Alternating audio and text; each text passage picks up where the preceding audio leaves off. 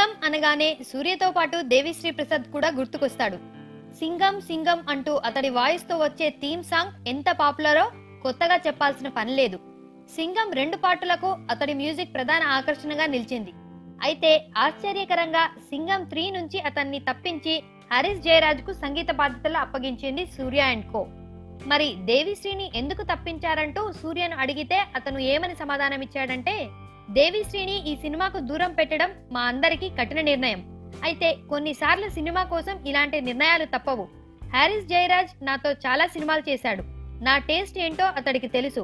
సింగం 3కి కొంచెం different music ఉండాలనుకున్నాం. అందుకే అతడికి ఛాన్స్ ఇచ్చాం. అయితే దేవిశ్రీ ప్రసాద్ ఈ నిర్ణయాన్ని అర్థం చేసుకున్నాడు. ఈ సినిమాను హారిస్ కు అప్పగించి మాకు శుభాకాంక్షలు చెప్పాడు అని సూర్య తెలిపాడు.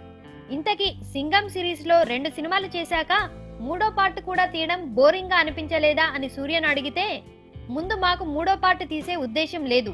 కానీ నేను హరి ఎక్కడికి వెళ్ళినా జనాలు సింగం 3 ఎప్పుడు అని అడగడం మొదలు పెట్టారు. జనాల్లో అంత ఆసక్తి ఉన్నప్పుడు సినిమా చేస్తే తప్పేముందనిపించింది.